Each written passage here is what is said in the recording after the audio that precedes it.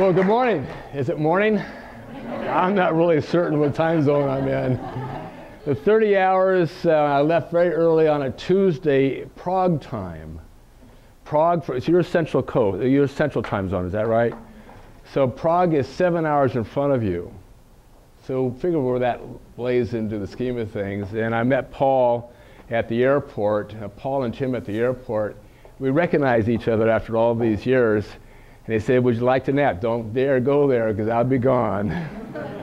But fortunately, when you fly a business in first class, you get a little time to work as well as snooze a bit, which makes really a big difference. Thank you for the fine introduction. What is the name of the institute that I'm currently president? Hands, por favor. Right up there. Yes, sir. Oh, you're very good. Right up here. Here we go. Good job.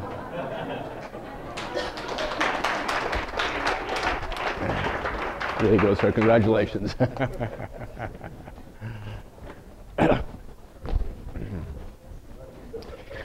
And let's see. I graduated from what institution? UCLA. Whoa, awesome. Try to see if you're awake. There you go. Let's see, what other tidbits can we share? I have an undergraduate degree in bacteriology. What do you think the degree of which my wife has? Hands?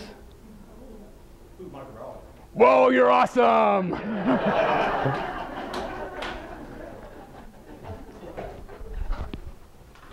All right. So you know what my wife and I talk about.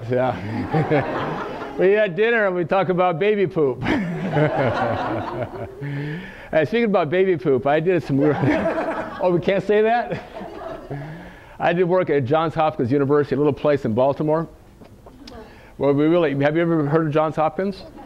Some of you have. There we go. So, oh, there's somebody back there out of Baltimore. Actually, we did the first largest and the largest study in children in the United States. Did that study around 1990, published that work subsequently to look at the change of microflora in babies and the implication of their health. The number one baby killer in the United States, if not the world, is diarrheal disease. In the United States, it's rotavirus. So we actually developed a product to reduce the shedding of rotaviral disease, and rotaviruses in particular. So in fact, anybody have children? Okay, you get it. Okay. What happens when you take your kids to daycare? What happens? They get sick, right? Am I right or am I right? Invariably, they get sick, and obviously, many times they present diarrhea disease. So we actually did a study with kids who are compromised. They were in a state facility in Mount Washington. And then we took that study and did a work over there at the various 20 daycare centers in the Baltimore area. And from a public health perspective, showed that the integration of food science and integration of microbiology and the integration of nutrition, we could actually have a significant impact, a reduction of the spreading of rotaviral disease. Big deal. Very big deal. Do you realize that more than 500 children in the United States die every year due to rotaviral disease? Isn't that tragic? We're a Western country. Yes, ma'am. 500 children die in the United States due to rotaviral disease. Tragic. Absolutely tragic. Well, that's the kind of work that I do. So I'm the bug guy. We get to do all that kind of thing. We've had really a rather circuitous route. My undergraduate degree, as it indicated, started in microbiology, but I ended up doing clinical work. And then by osmosis. What is osmosis? It is the hands? Hands? What? Osmosis?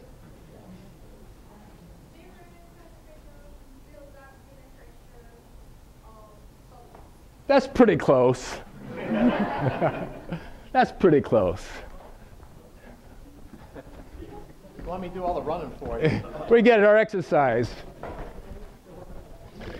I was the token food scientist in the Dietary Guidelines for the United States. I hope you have all read that, all 474 pages, right? You have it? Quiz at the end of the hour.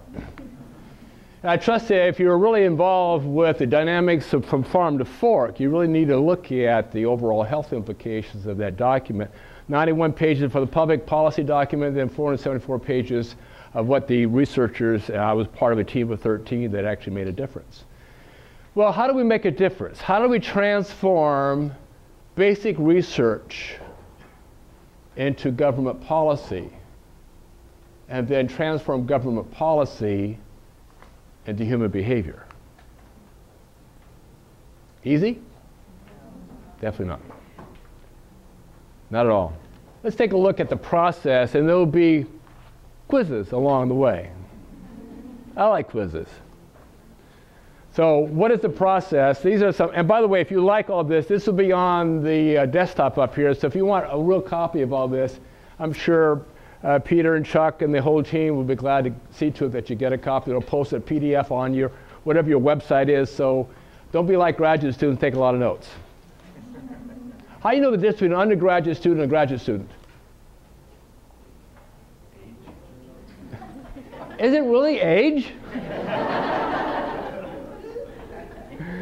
I know, the undergraduate students sit there and listen, and when the professor walks in and says, "Good morning," the graduate student's taking notes. Well, I hope you take a listen to what this means and look at the implications that this information would have on you. We want to look at all these different areas, and maybe your profession is involved up here. I work with all these kinds of people throughout my career.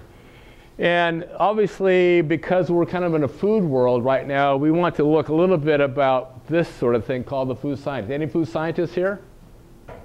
Ah, there is hope. It's really important that we understand that continuity, because food comes from where? Walmart. All right. I like somebody with a sense of humor. This is good. But we live in what type of an area in Oklahoma? Farm, agriculture. There you go. Well, yes. I have some stories about Walmart too, but not for today. So we want to look at some of the fun and challenges that we have as food scientists as we transform what we understand in food science and the science of food, and what that means in terms of public health. Let's take a look. Well, this is what we did.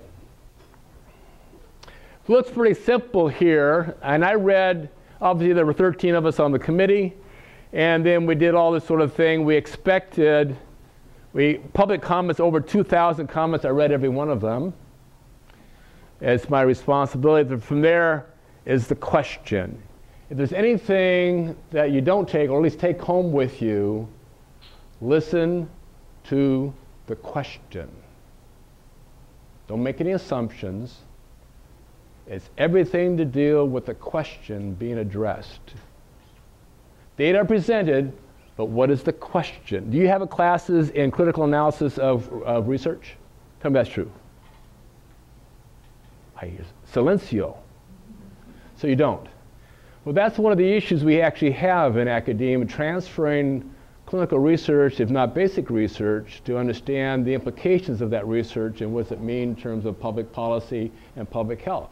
So ultimately, that research is transferred either to a pharmaceutical environment, where I work as well, or public policy and nutritional implications. It could be a medical device, you get the idea. We need to understand the dynamics of research. If you can't critically review something, or you just take it off the USA Today, nothing against USA Today, but whatever the research or study du jour, but where is that study relative to the preponderance of evidence? You've heard that phrase before? In law? I teach food and drug law, so I get away with that. So look at the preponderance of evidence. Is everyone in this room the same? No. I thought for a minute I was going to lose it. So see, clearly not all studies are the same either. So let's put things in perspective. But yet there's some harmony here in this room, I think. Other than you're all getting a grade for this, right? Okay. So we had to look at this, and then obviously we generate a lot of reports, and you can see that right here. And obviously everything we did was supposed to be visible to the world out there. Well, how do you evaluate studies? There are 5 criteria that you want to examine. 5. You can do this, right? First of all, what is the quality of work? How do I assess the quality of work? Kind of like buying an automobile. What attributes do you look for? Goes fast. Insurance is cheap. Great color? No.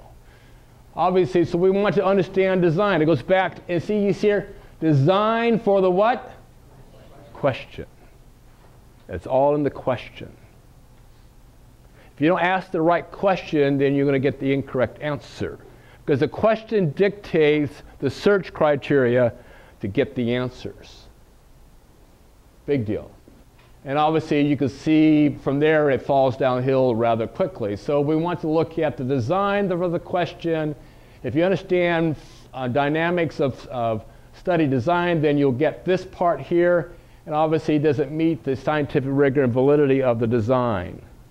If you get the wrong design, you get the wrong answers. And so often what we see in the public domain today is the wrong design for looking at the wrong hypothesis. Secondly, are they consistent? It's like change. What is consistency? Anything consistent in the world is change. We understand science changes all the time. As we look at studies across population groups, is there consistency of message? Is there consistency in outcomes? Or is it the outcome du jour? For example, if you look at lipids, and say we typically look at lipids, so what type of outcomes do we look at for lipids? Lipids health, if you will. Give me 3 outcomes to look at lipids and health. First one starts with a C. Who said cholesterol first? Right there. Yes, sir. We can do this. I better not. I'm not a quarterback. Nor a baseball player. That's right. Although it is interesting you should say that because the Wall Street Journal called me about what went on the Hill. Perhaps we could do some sidebar to that. Okay, we did the cholesterol. What are 2 other great outcomes to look at? Yes, ma'am. Triglycerides, another great choice.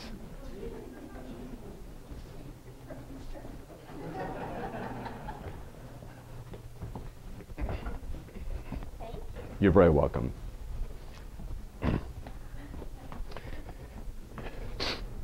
And then what's another great outcome when you look at lipids? Not quite, clinically speaking. What's accepted by the FDA? Pardon? No. No. Obesity? No. That's a clinical environment. We want to specifically look at lipids. If you look at plasma lipids, what is one other classification that starts with an L? Who said lipoprotein? You're right here in front. This is good. This is good.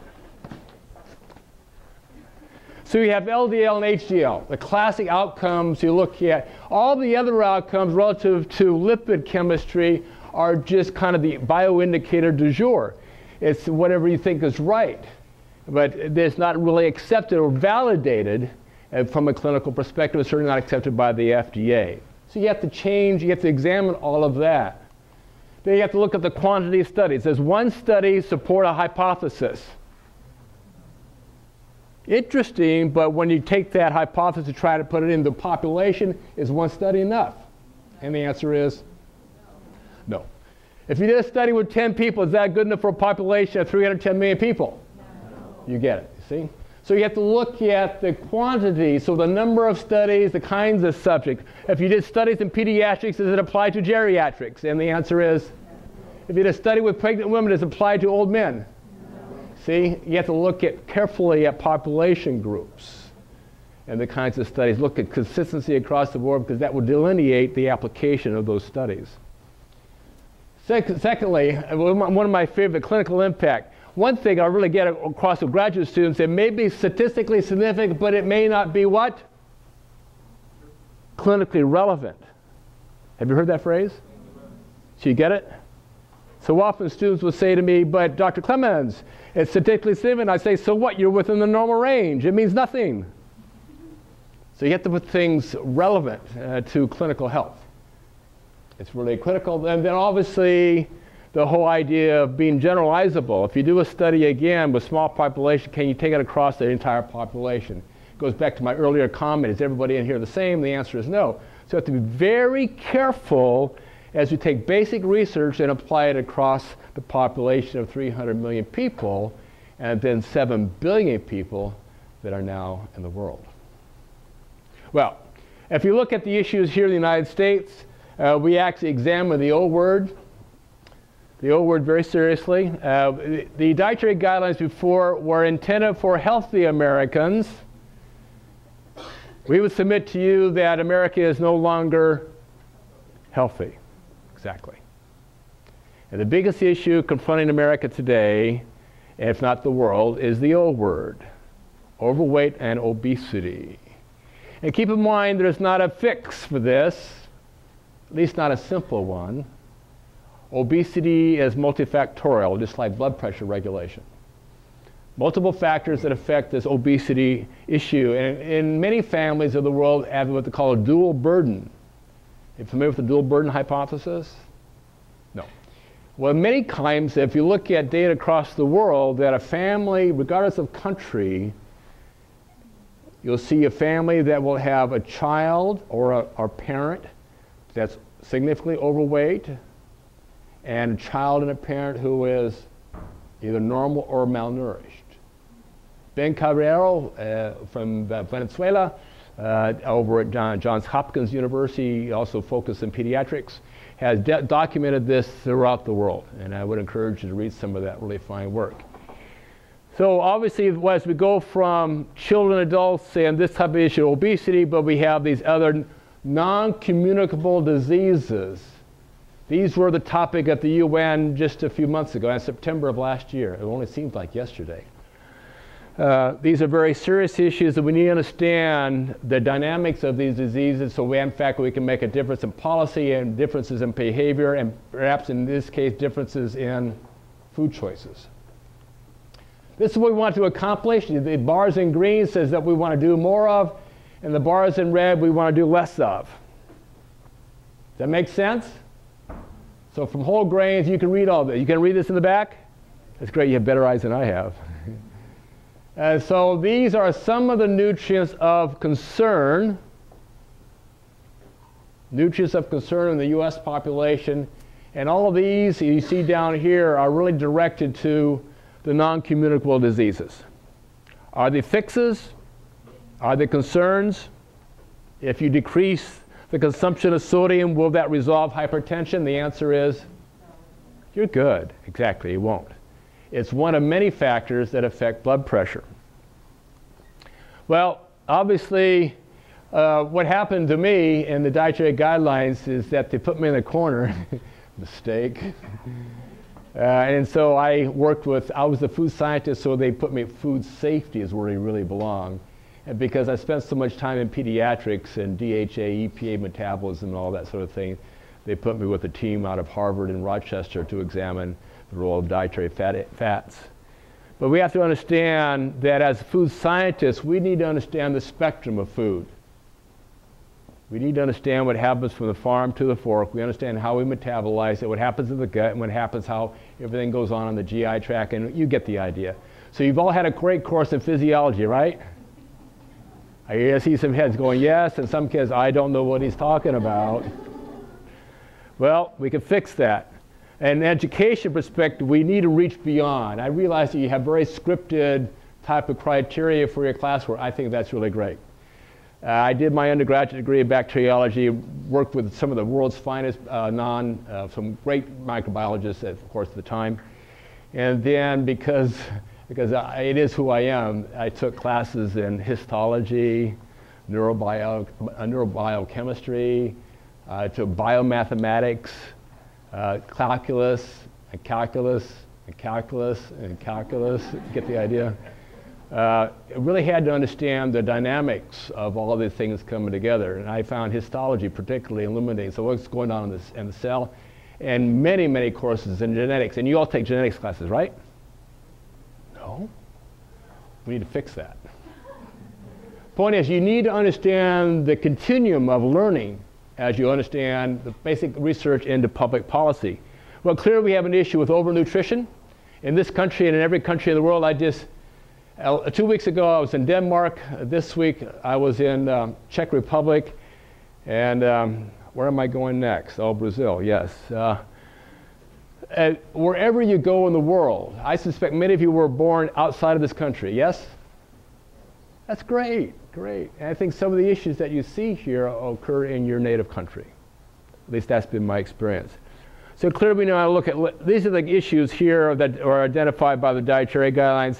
And sugar has kind of an interesting window, is that in fact sugar is sugar is sugar, right? What's the difference between high fructose corn syrup, agave, and table sugar? Chemistry hat. True. I already gave you a present. Did I give you a present? No, you didn't. Yeah, I didn't give her a present. I need to give her a present. Yes, they differ in their process and origin, of course. But put on your metabolic hat.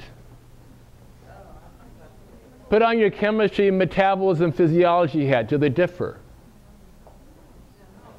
And the answer is, they really don't. Will there be a matrix effect? Yes. What happens in the GI tract is you do see some subtle differences, but biologically, once it gets across the GI tract, they're handled exactly the same way. This relatively the same amount of fructose, same amount of glucose, each one of those sources. Trust me, it's true. We'll talk about some other things. Then, of course, on another serious side, there are some things that are undernourished or really nutrients at risk, and these are some of them. It's interesting that where do you get choline in the diet? Who said everything? Really? Really? Think about this. I'm going to get out of your camera, aren't I? Where do you get choline in the diet? Egg yolks.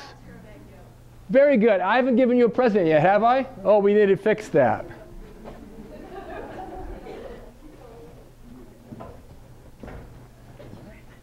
You see that egg yolks, which were condemned 30 years ago, and if you look at the Dietary Guidelines and say, oh my gosh, we should probably it's okay to consume 1 egg a day without elevating the C thing, cholesterol. And if you look at the work by Steve Zeisel at UNC, University of North Carolina, you'll see how important choline is. And choline functions in the body to do what? Brain tissue, very good. For neurotransmission, part of the myelin sheath. Exactly. So you can't help but think of all the things that contribute to the development of diminishing mental cognitive functions. You can't help but think that perhaps choline plays a role. Now, teleologically, you have to say, aha, there may be something here for us to consider. And what do people over the age of 55 like not to do? Typically are not consuming what? Eggs, exactly. So I think that we might be setting people up for failure. And you realize that there are multiple etiologies, multiple issues associated with Alzheimer's and mental decline. But you have to think of the totality of the organism, the human being. And I see my light went out. Was there something reason for that? Oh, there it is. Okay, it got tired. And potassium. Where do you get potassium in the diet? Okay, how about this?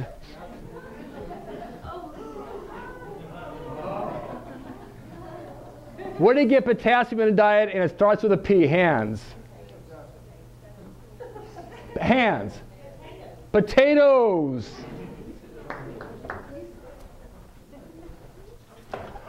There are multiple sizes down here. Multiple, I don't know if that's the right size, so feel free to get a size that works for you, okay. Potatoes, which are being condemned for what? Starch. But somehow starch doesn't fit into the food group, you see? So the multiple, you have to be very careful because legumes have a lot of what? Starch, thank you very much. Potatoes have a lot of DF or dietary fiber, as do legumes. Do they have different kinds of dietary fiber? The answer is yes, they do. So we have to be very careful if we demonize a food versus elevating a food at the same time. Because foods are not perfect. The only perfect food is what?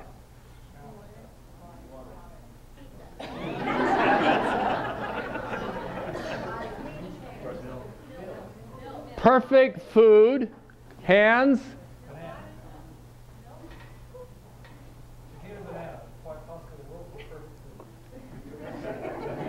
That could be true, but not where I'm going. Vegetables. There isn't a perfect solution. Oh, but there is. I would submit to you, counselor. Yes, ma'am. Close, but not close enough. You know, like horseshoes and grenades? Not close enough. Yes, sir. No. No. Wait. Who said that? Breast milk. Oh, look at you. Whoa. Breast milk. Perfectly balanced, perfectly prepared, always the right temperature, always ready to go. You know, you can laugh about that. I worked with Derek Jelliff at UCLA, just a gentleman out of Sweden and really an amazing pediatrician. And I worked with him and Ife Kanigwe out of Nigeria, and we worked in children all that time. We obviously at the time we were really promoting breastfeeding as we worked different cultures around the world, and sometimes babies had a failure to thrive, and it's often because moms were not what? Breastfeeding. So I worked in multiple cultures to really gain a great appreciation. If you do the biology of breast milk, you say, oh my gosh, I had no idea. And breast milk, yes, breast milk has fiber in it, folks. But we can talk about that. But clearly, as we look at down here, everything is good down here. Breast milk doesn't have an adequate amount of vitamin D. That's a story for another. But clearly, these are issues across the board. If you look at food chemistry, folic acid, iron, and vitamin B12, it's because of food science that has changed the composition of the food supply. We reduced neural tube defects and babies, obviously, by 27%. For iron fortification, we've reduced 25% of iron deficiency anemia from 25% down to 4% in children. And vitamin B12, that's an absorption issue. Vitamin B12 requires what for absorption?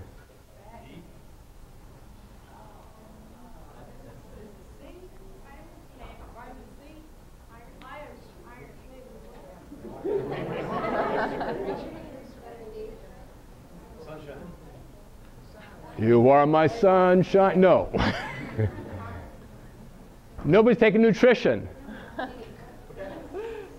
What do you say? What does vitamin B12 require for absorption? Water. It's a protein.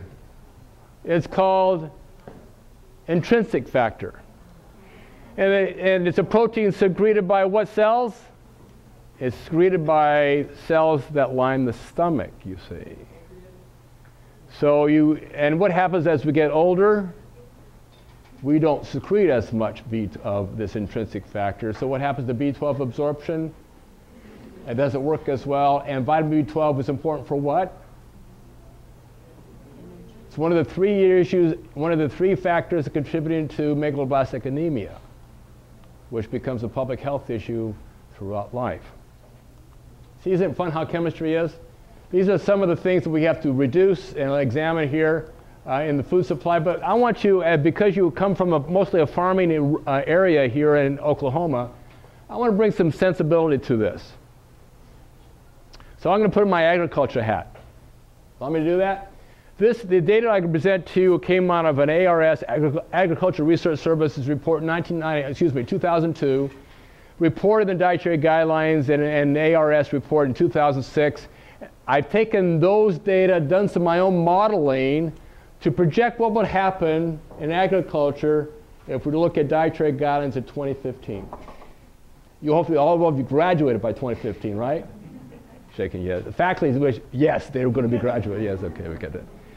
So see, in 2002, we said we needed 8.9 million acres, but you see, for 2015, we need how many more acres? Over 10 million acres more. So in fact, we could have vegetables. That is, if you were to consume 3 servings of vegetables a day, and everybody in the country were to consume 3 servings of vegetables a day, that's how much more land we would need just to grow vegetables. So is that 8.9 plus another 10? Yes, sir. So it's 19. Yes, sir. More space. How do you expect that to happen with urbanization? Great question, and a very important question.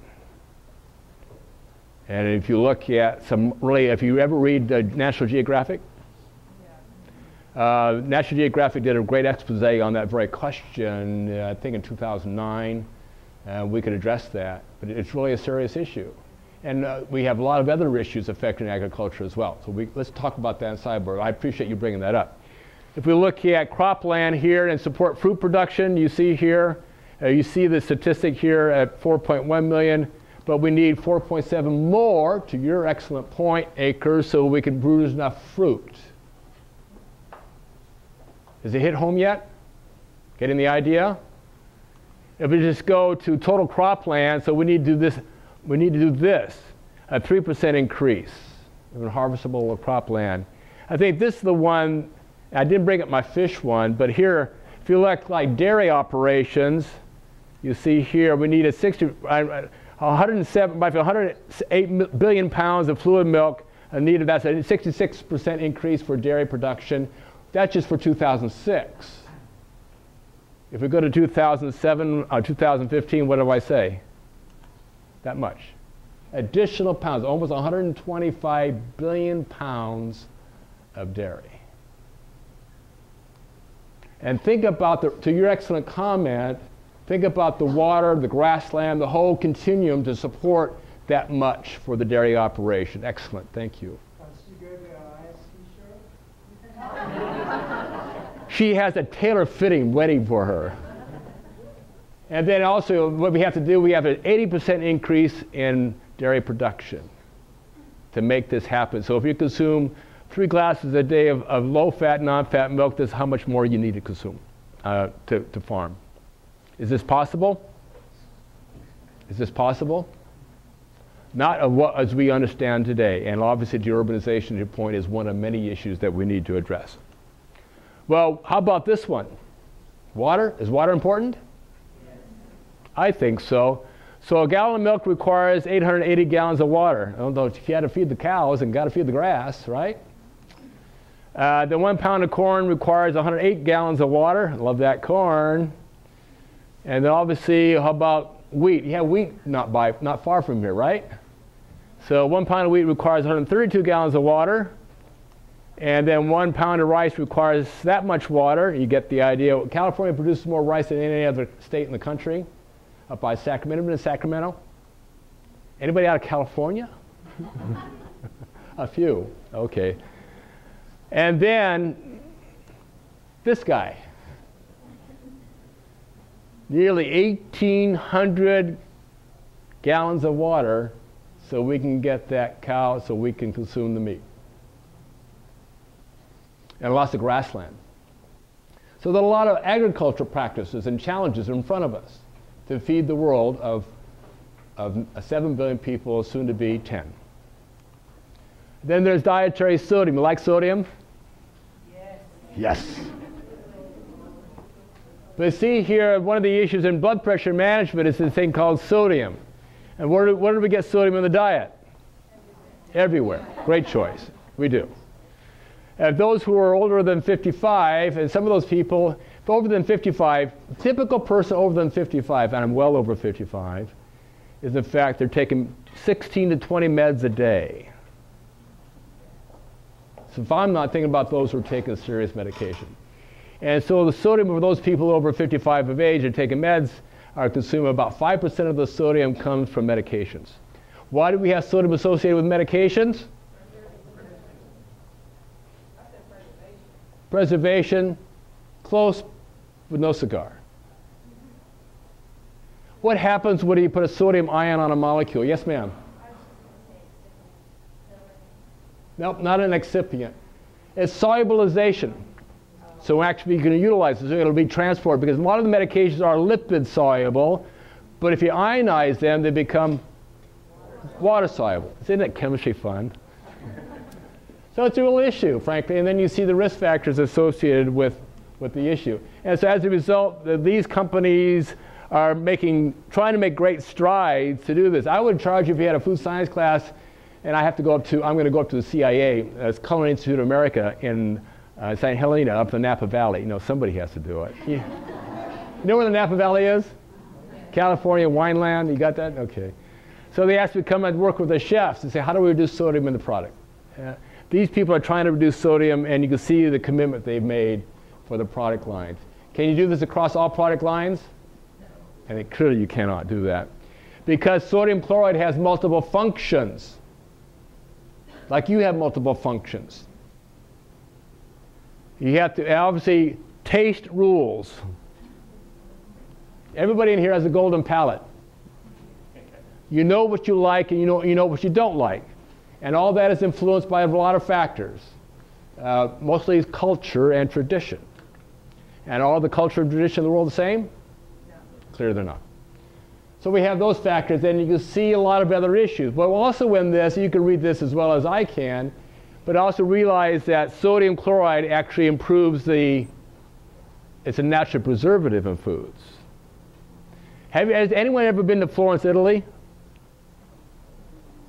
I guess, oh, you have. What was unique about Florence, Italy? Can you think about anything in the food supply there that might have caught your eye or palate? You like the food? And there's nothing there you don't like. I'm with you. What's unique about Florence, Italy, just to get you off the hook, is the fact the bread in Florence, Italy is made without salt. I took my youngest daughter there, who's a chef, and the bread is compact and really hard. And you find out, in fact, because without the salt and the sodium bicarbonate, it's not light and fluffy, so the structure changes, so it's really compressed.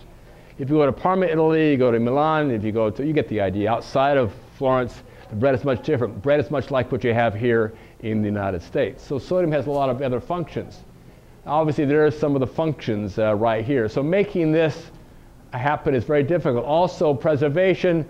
If you work with meat, those of you who work in the meat world understand this part right here. And obviously other sodium salts that are in here. But I think what's important, often forgotten, is in fact there are many food regulations called standards of identity. So earlier today somebody mentioned about frankfurters or hot dogs. There's actually what they call in regulations called a standard of identity. 21 CFR, Code of Federal Regulations, state that you must have an X% of sodium chloride in the product. And that has a binding capability in the food product. Also, it preserves the hot dog. You don't need to put in all the nitrates and nitrates. Because bacteria don't like sodium chloride unless you're halophilic. You're salt-loving. And nobody here is salt-loving, right? No. Well, you really need to understand the dynamics of the food supply and as it approaches here. In fact, the IOM, the Institute of Medicine, indicated in a report of April of last year, or 2 years ago, that we need to take a long time. Anybody here transition from whole milk to non-fat milk in their lives? Okay, there's some honest people. And Paul, did you do that overnight? No.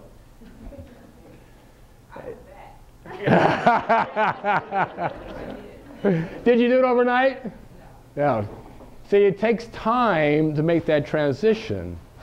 It took me time too. When I was swimming competitively, I used to drink cream.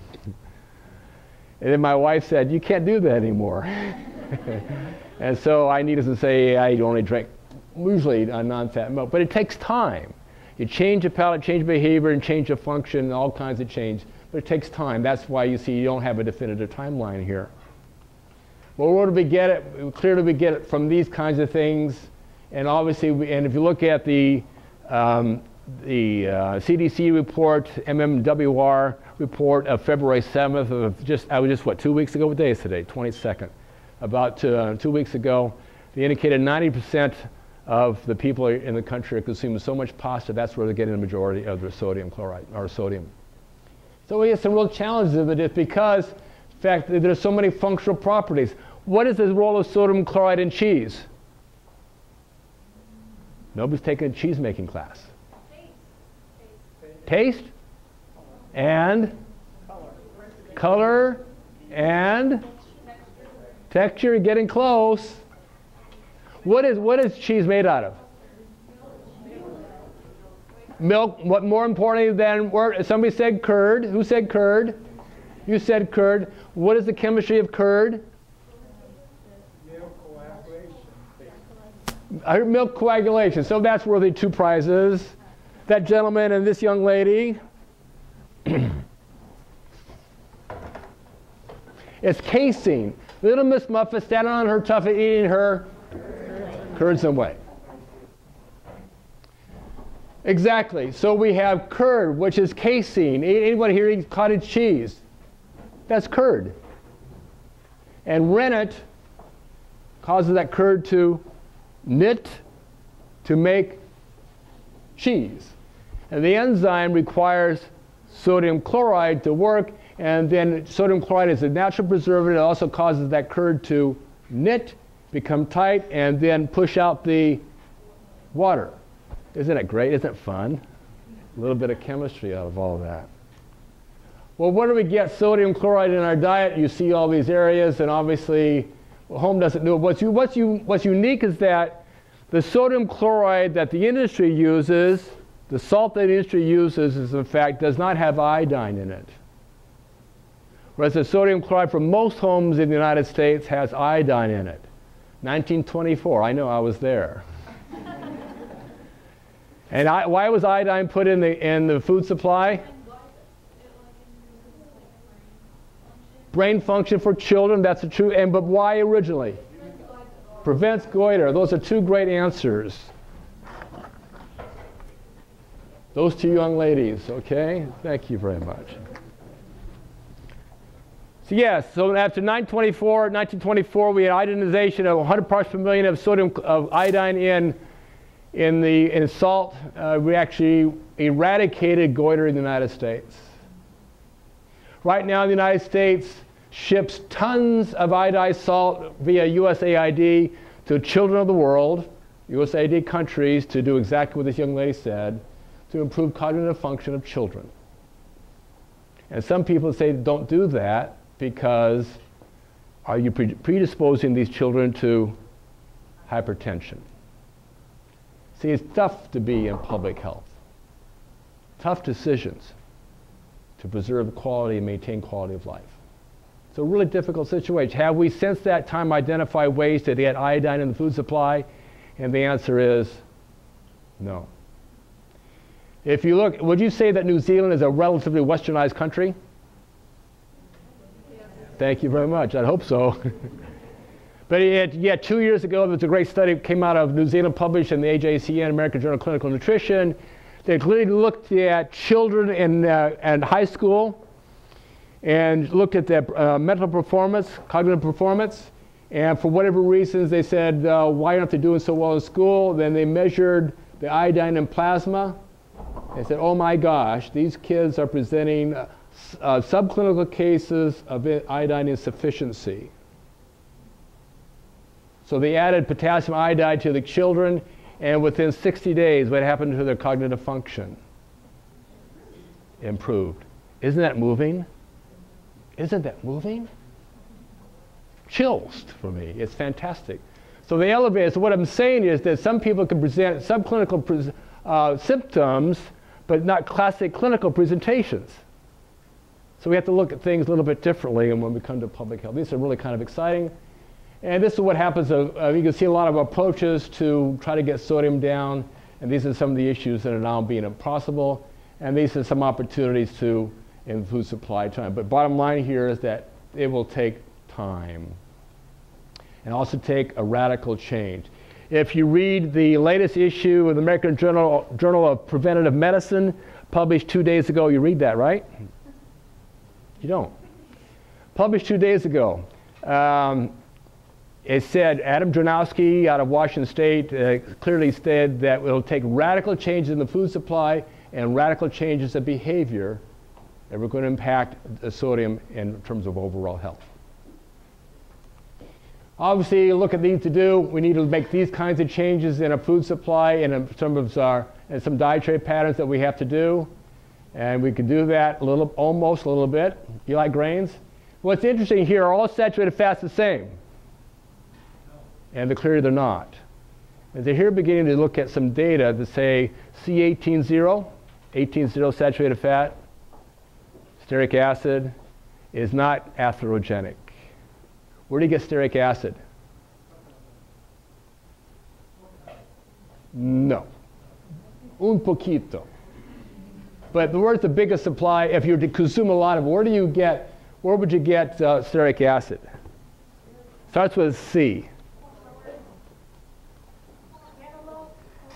No, it's not. It comes from a plant. Starts with a C, H. Oh, who said chocolate? Right up there. Give that lady a, what's happening up there? Did you read my notes? Yeah, so chocolate is clearly the biggest supplier, potential big supplier of stearic acid. As a result, you'll see that if you see that grain world, the people having corn and wheat and rye and barley, and you're trying to see, can we develop a cultivar of those grains that they increase the stearic acid content while decreasing the other saturated fats in the grains. So here's a chance for plant genetics to play a role in public health. Isn't that fun? Now obviously trans fatty acids, are all trans fatty acids the same? No. Who said no? Who said no? Right up here. Why? Why are they not the same?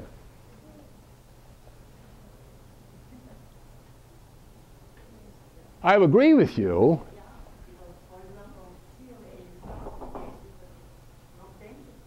Okay, so what you get, the stearic acids from ruminants are not the same as stearic acid from a test tube.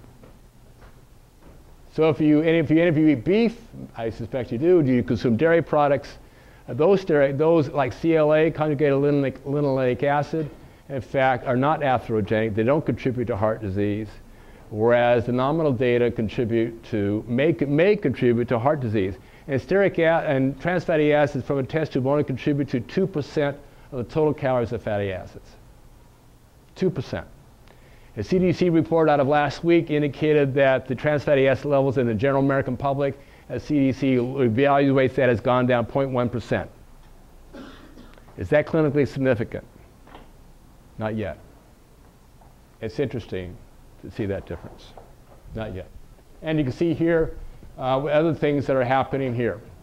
For the first time in Dietary Guidelines, nuts made the headlines, and almonds and walnuts folks spent hundreds of thousands of dollars to do really outstanding research to show the fact walnuts and almonds can be consumed at an ounce and a half a day, and then they reduce the risk of cardiovascular disease, which is really quite encouraging. You like almonds? It's my favorite nut. How about walnuts? But you can consume an ounce and a half a day, and I think it's really quite exciting to see why, and you have to ask the question, why in fact they don't present issues? Why don't they contribute to excessive weight gain? And they don't. But you'll have to wait for the answer to understand why, because the data are embargoed right now. That paper should be out in a few months. Stand by, but you may have to ask me back.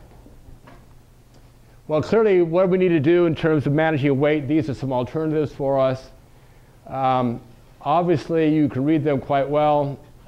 Sugar alcohols, the issue with sugar alcohols, which were very popular several years ago, in fact they lead to the big D.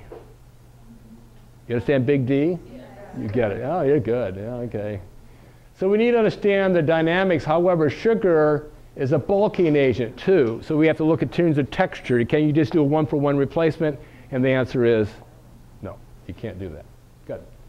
Obviously we want to look at there's the portion sizes. You now see products coming out with smaller portions to encourage you. That doesn't mean you can sit down and eat a lot of the smaller portions. You need to change your behavior to accommodate this here. So again, once again, while added sugar is only about calories and not any other outcome. Contrary to a paper that came out and published in Nature 2 weeks ago, they indicated that sugar was toxic. Didn't you like that paper? I love it. The truth about the toxicity of sugar, that could be a sidebar as well. Well, we have a lot of things. What's natural? Unprocessed. Let me think about that. Has anybody had Botox shots? No, no. But see, Botox is natural. It's a very potent toxin, changes the fluid dynamics of tissue, and obviously it induces localized paralysis. Put together and marketed by Allergan, a little company in Irvine, California. So you have to be very, very careful about the various issues associated with it. Here's it. These are some other opportunities here in terms of refined grains and the pluses and minuses of grains. And this is more about grains. The thing is about refined grains is that they deliver a lot of calories, but except for the fortification, the B vitamins and the folic acid, they don't deliver a lot of nutrition because the fiber component is gone. So now we want to encourage people to consume dietary fiber, and you can't do it with this. But reality is you can't make a cake unless you have flour. Although there is flourless product, there are flourless products, but they're not quite the same, are they? I love it. How about solid fats? Solid fats are a lot of fun. So you see here we're going to look at changes through here, different technologies to change the fat profile. So in fact the fats will be more unsaturated. But when you have unsaturated fat, that means those fats are more prone to oxidation. And if you have more prone to oxidation, what happens to the fat? It goes rancid. Exactly. You're good. Very good. And this is also here, people don't know what saturated fat is. The general public doesn't.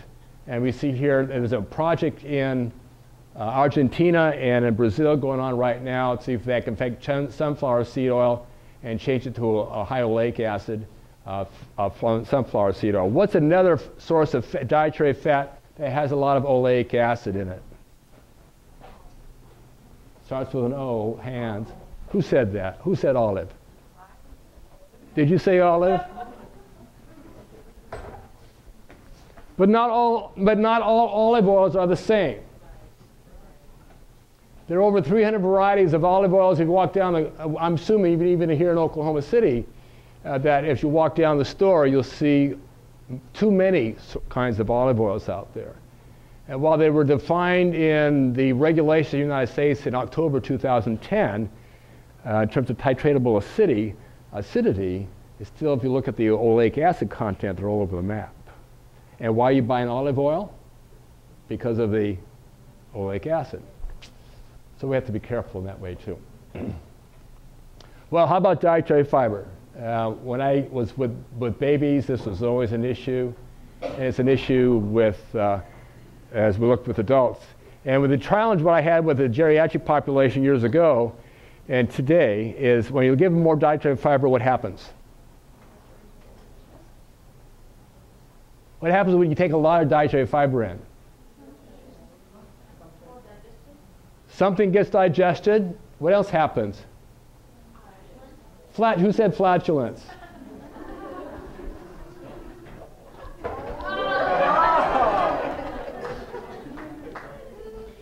They become gas passers. We see here in this culture, we don't like people passing gas. But as you pass gas, the composition of that gas changes. It's no longer odoriferous. And now you're producing, instead of sulfhydryl compounds, you're actually producing compounds like CO2 mostly. CO2 and methane. And that doesn't have an aroma to it. And actually you talk to the bean people who have a low stachyose, low raffinose, and so you can reduce the flatulence, and more people can actually consume more beans without the gas issue. But also that's variable based on the bacteria that are in your GI tract. And I can tell you that everyone's GI tract is different here. Trust me, I know this. So but it is, dietary fiber. And I can remember doing clinical studies and the subject saying, I'm having too much gas, I don't want to consume it anymore. It's really tragic. I did a very large clinical study years ago, and it had 6 grams of dietary fiber. These were the illegal saccharides, but now quite popular in press, and had no GI reports, none whatsoever out of the study. So we had it on the market for 1 week, and boy, did I ever get the mail. That's the days when we had mail. And it said, I'm passing too much gas. This is a terrible product, take it off the market. So they had to reformulate the product to take the amount of grams of fiber from 6 down to 1. And even then, when we had 1 gram of fiber, some people still had gas. Obviously, everyone is different, yet we clearly need to be consuming more dietary fiber for lots of reasons, and that too is a topic for another day. But this is all about the grain, and this is the area, this is where starch is on the inside, but this is the part that there's a great deal of research on the outside. What's going on the outside? here that gives us better health. And it's an area of intensive research. Dr. Joanne Slavin out of Minnesota, University of Minnesota, and I've done road shows on this very topic, trying to examine what are the benefits or downsides of brand types of products. Well, are all grains the same? And this graphic is to show you the fact that all grains are the same. You see here, oats has the most bran, and therefore the most dietary fiber. Whereas corn has the least compared to rice. It's not very much there, you see. So that means that should you be developing cultivars to increase the dietary fiber in some of these? Maybe. Maybe. So when somebody says eat your whole grains because you get lots of dietary fiber, you need to be specific. You need to tell them what they're being consuming. You say, oh, it's okay, I get it, they're 33%, but if they're consuming the other sources, the answer is no. But not good sources of dietary fiber. They're all different, just like everybody in this room. Obviously, whole grains, we see, you know, a lot of the benefits here. If we want to get balanced, this is because they made from, obviously, oats. Quaker Oats is owned by Pepsi, and this is the kind of work that they're doing here. Read the label. It's always the best thing to do. Whole grain rolled oats, whatever that means, because it's not in the Code of Federal Regulations. But the point is they're adding, being certain that you get your dose of dietary fiber. And obviously a lot of concern about this thing called antioxidants. Have you heard about antioxidants? You've not heard about antioxidants before. Okay. And because what is your favorite source of antioxidants? Tomatoes, watermelon.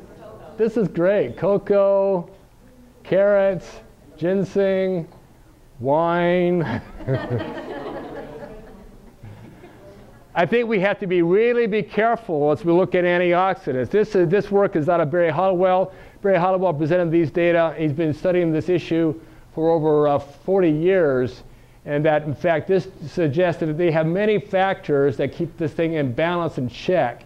Keep in mind that most of the antioxidant work has been done in cell culture and animal models.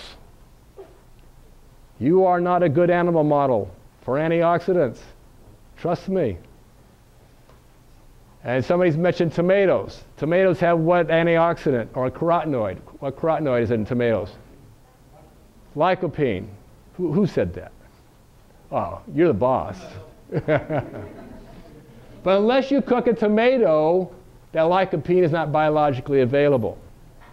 Don't you love your stewed tomatoes and marinara sauce and all that? Yeah, that's so fun.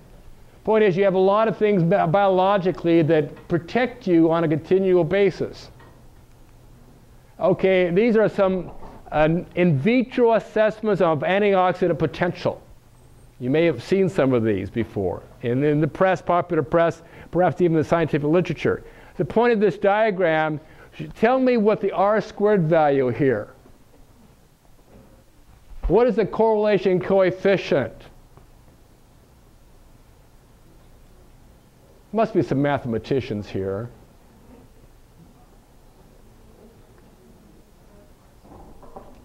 Have you heard of 0 before? These are two popular ways to assess antioxidant capacity or potential. The reality is biologically they mean nothing. I think the work out of Ruhai Lee, work out of Cornell, this is better biologically, but you see it's all over the map when it comes to total phenolics, ORAC, and CAA. And this came out of Cornell a number of years ago, and Ruhai Lee is continuing to do this work. Here's my illustration in terms of resveratrol. I teach pharmacokinetics, so you allow me to step aside a bit. So how long does it take to get to peak plasma levels? You have time across the x-axis, and this is concentration. Don't worry about it. How much it takes? How much? 1 hour. And does it stay there? No.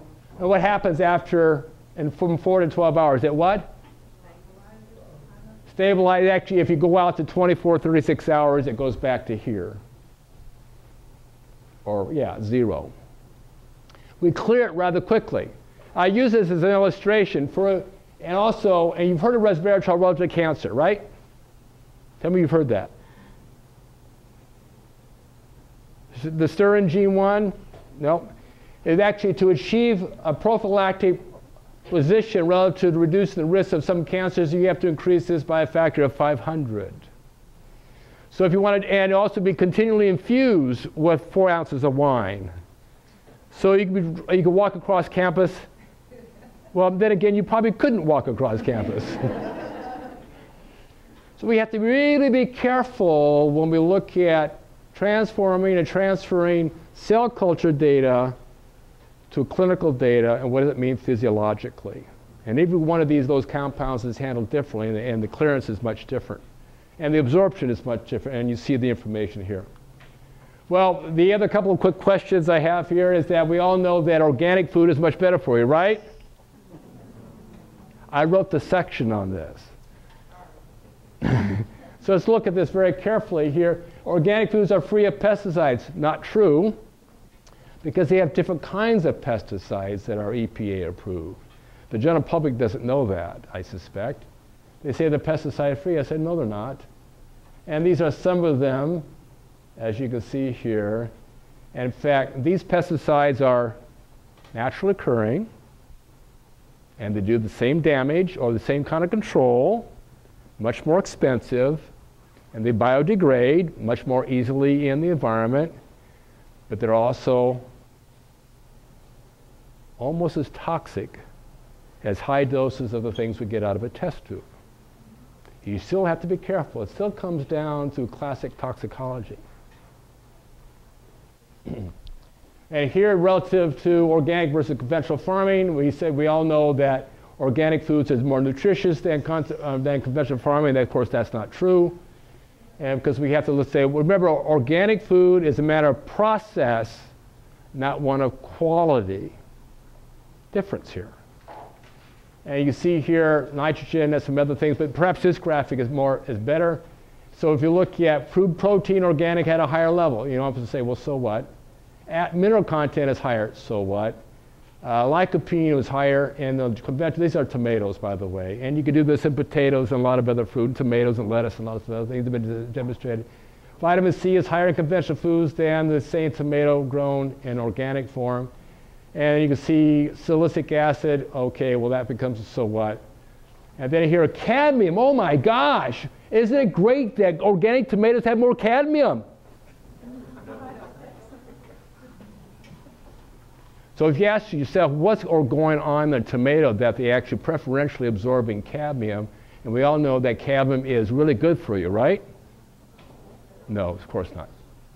So it's inconsistent, it's consistently inconsistent in terms of you look at all these outcomes. Well, that's a separate review, and you see the outcomes of that right there. So evidence suggests it's premature to conclude that nutritional value and purported health benefits are better than. It's not, the data don't support it. And if we have to look at process, I need to wrap this up. Process, anything you do, anything that grandma did from picking the food out of the farm to put it in the kitchen was a process. I have a garden in my home, in my backyard in California, and I pick it, my daughter says, Dad, would you go out and get me a lemon or a carrot or whatever the case be? Sure, and make it happen. But what does she do? She peels it, she washes it, she slices it, dices it.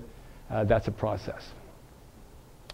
Process is intended to have safe food supply, a nutritious food supply, and a food supply that you minimize wastage.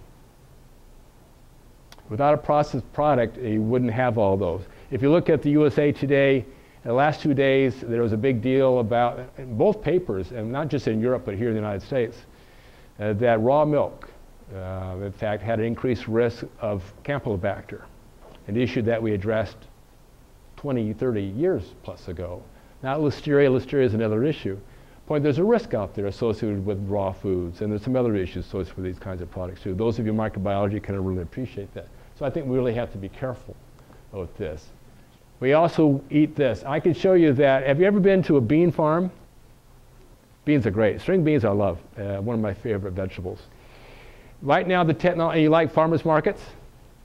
You have farmers markets here? Yeah, I would think so. Being in agriculture, right? I like farmers markets too. You go up to the farmer's market and say, okay, you take a sample. If you did a great project for class.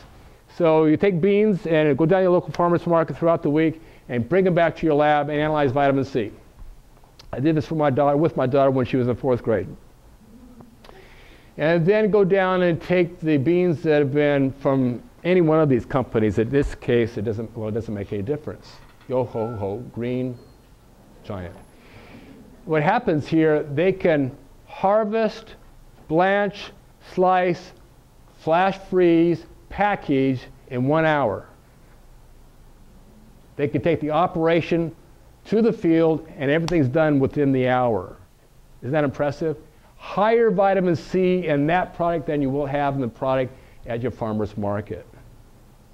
Harvesting and agriculture is going that direction to preserve the nutritive quality. Non-thermal processing, Paul surely gets it better than most because he teaches the class on processing engineering. So we have to be very careful when you use the P word, frankly. What do we have? As scientists, you get to do all this as we try to modify the food supply, but consider all these variables as we modify the food supply to hopefully get more health benefits out of the food supply. Bottom line here, we have to make a lot of changes in our lifestyle. The lifestyle is indicated by Adam Janowski there at Washington, indicated here. Clearly, we got to integrate now these basic areas. After all, what do we consume? We consume food. We don't consume nutrients. With that, I'll leave you. Thank you so much.